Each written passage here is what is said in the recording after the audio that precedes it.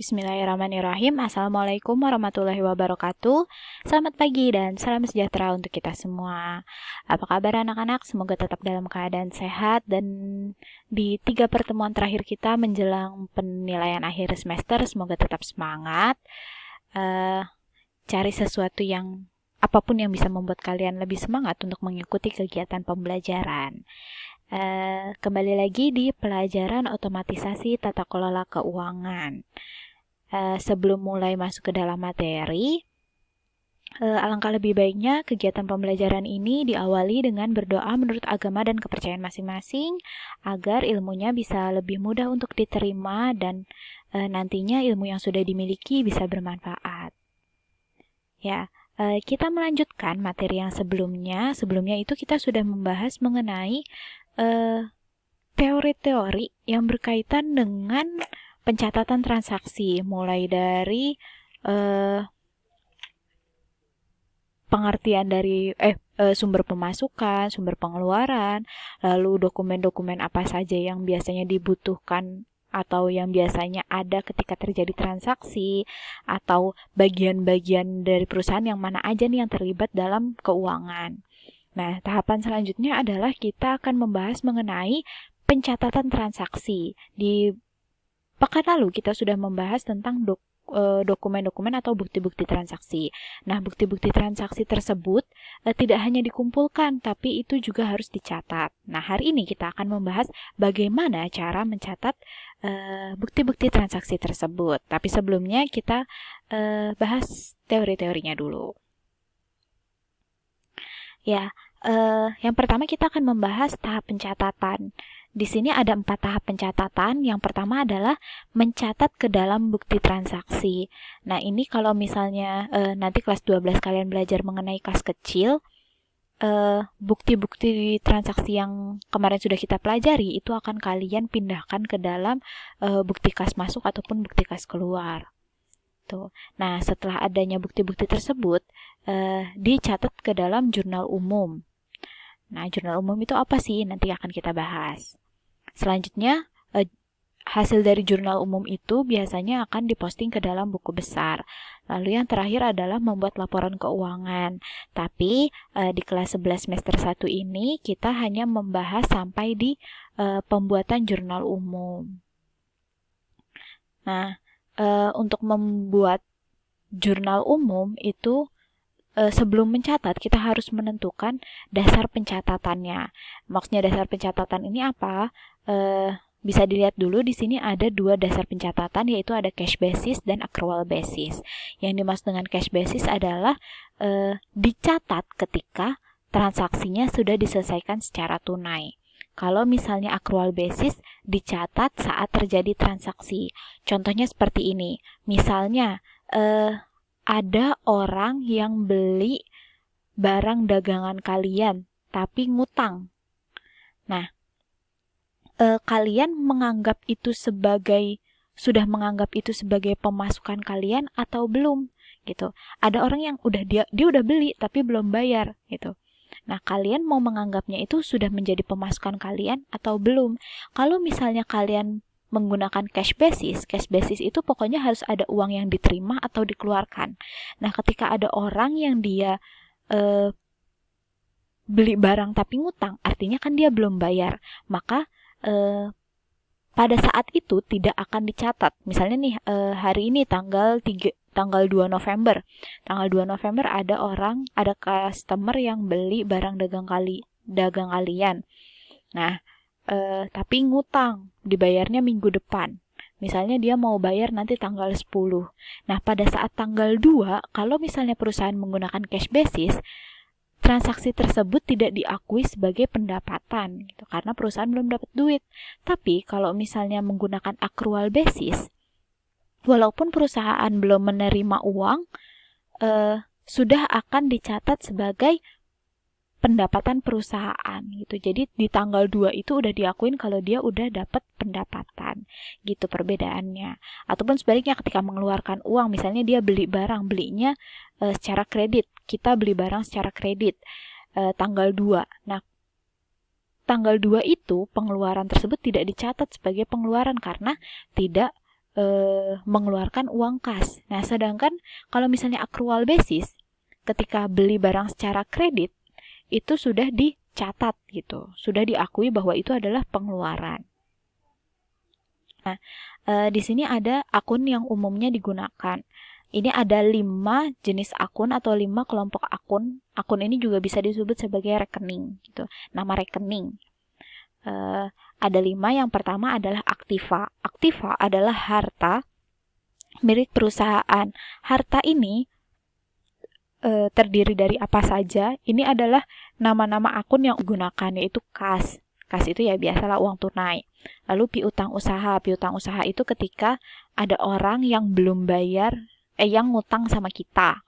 Lalu perlengkapan. Perlengkapan ini adalah barang habis pakai yang usianya tidak sampai 1 tahun. Sedangkan peralatan adalah suatu alat yang biasanya umurnya lebih dari 1 tahun gitu. Jadi kalau misalnya dia ATK itu kan umurnya nggak nyampe setahun. Biasanya misalnya ATK itu kan kertas pulpen, itu kan nggak nyampe setahun. Maka dia masuk ke dalam perlengkapan. Nah, kalau peralatan itu misalnya apa? Misalnya komputer atau mesin fotokopi dan sebagainya. Lalu ada kendaraan, bangunan, dan tanah. Ini adalah harta atau kekayaan dari si perusahaan. Kategori yang kedua adalah hutang. Hutang ini sebenarnya ada banyak jenisnya, tapi yang umumnya digunakan itu ada utang usaha dan utang gaji. Utang usaha adalah utang-utang yang berkaitan dengan kegiatan operasional perusahaan. Misalnya, tadi tuh kalian jualan mie instan misalnya. Buat nyetok mie instan itu kalian beli ke agen, tapi belinya ngutang. Maka itu disebut sebagai utang usaha. Nah, yang kedua itu ada utang gaji. Utang gaji itu maksudnya kalau misalnya kalian biasanya ngegaji karyawan kalian awal bulan nih tanggal 1 atau tanggal 2 tiap awal bulan ngasih gaji. Tapi ternyata karena suatu hal bulan ini belum bisa bayar gajinya mereka. Misalnya ditunda sampai 2 minggu kemudian atau bulan depan. Nah, itu disebut sebagai utang gaji.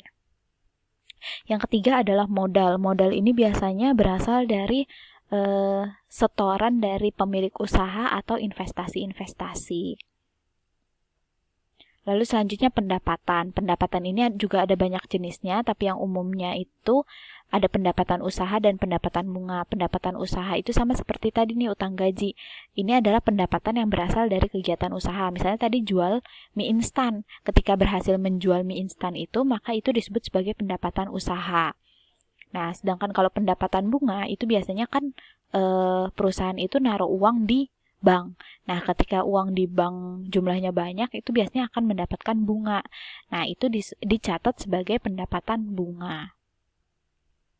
Selanjutnya yang terakhir adalah beban. Beban-beban ini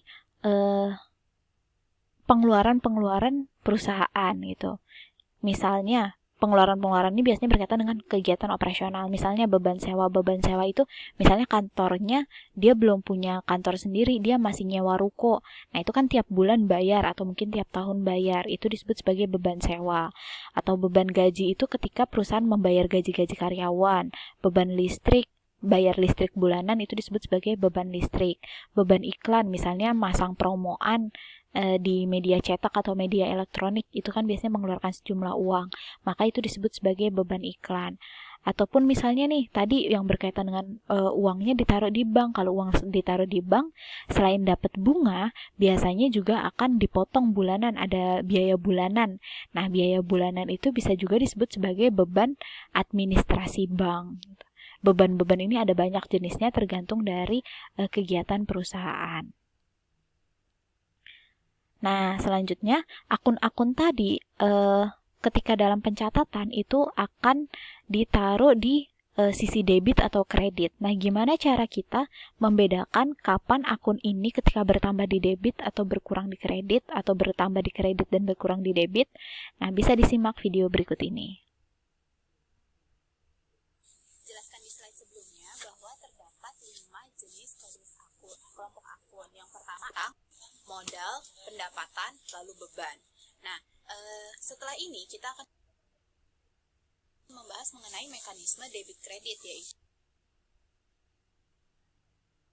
akun-akun tersebut ketika bertambah di debit atau di kredit. Nah, untuk memudahkannya, kalian bisa memanfaatkan jari tangan kalian seperti ini. Tadi sudah masing-masing jari ini mewakili satu jenis kode akun: aktiva, hutang, modal, pendapatan, dan beban. Nah, tangan kalian bisa dibentuk seperti ini. Ini mewakili aktiva dan beban. Maksudnya adalah aktiva dan beban ketika mereka bertambah, ini berarti ada di debit. Sedangkan yang jarinya terlipat, yaitu hutang, modal, dan pendapatan, ketika mereka bertambah, itu di kredit. Misalnya seperti apa? Misalnya, kalian menjual barang secara tunai, kalian otomatis mendapatkan kas, mendapatkan uang tunai. Berarti kas kalian akan bertambah. Kas itu termasuk ke dalam aktiva. Berarti nanti dalam tersebut akan dicatat di sisi debit perlengkapan. Misalnya beli alat tulis, beli perlengkapan. Nah, kalau membeli perlengkapan secara tunai, berarti kan uang kalian berkurang. Kalau uangnya berkurang, berarti tadi kan dia bertambah di debit. Kalau berkurang, kebenaran ketika dia berkurang, letaknya itu berada di kredit. Gitu. Atau sebaliknya nih, kita bahas yang ini. Tadi utang, meminjam uang ke orang lain, atau kita membeli barang tapi kita belum bayar. Nah, ketika kita beli barang belum bayar, itu artinya kita punya utang. Utang kita menjadi bertambah. Nah, utang kita bertambah nantinya dicatat di sisi kredit.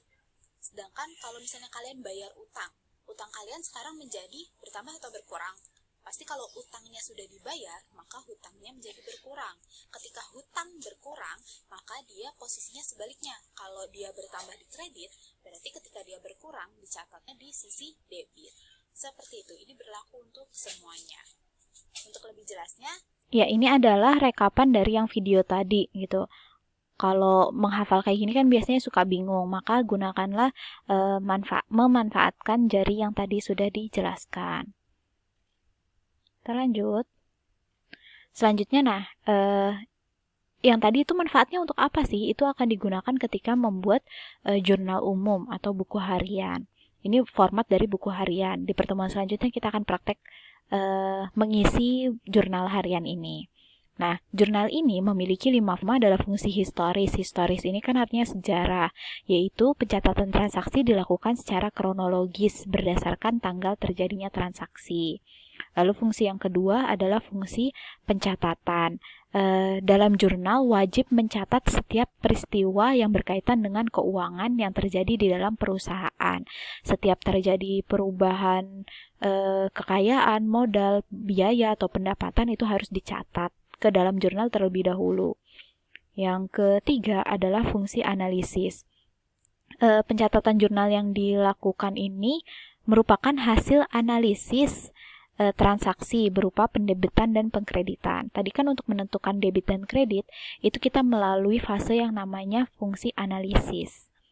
Selanjutnya, yang keempat adalah fungsi instruksi. Fungsi instruksi ini, catatan dalam jurnal merupakan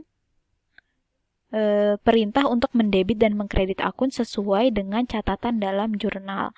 Jadi, jurnal ini tuh emang tahapan awal banget untuk membuat sampai nantinya menjadi laporan keuangan gitu. Jadi tahapan-tahapan selanjutnya itu ya instruksinya berdasarkan apa yang terjadi di jurnal umum.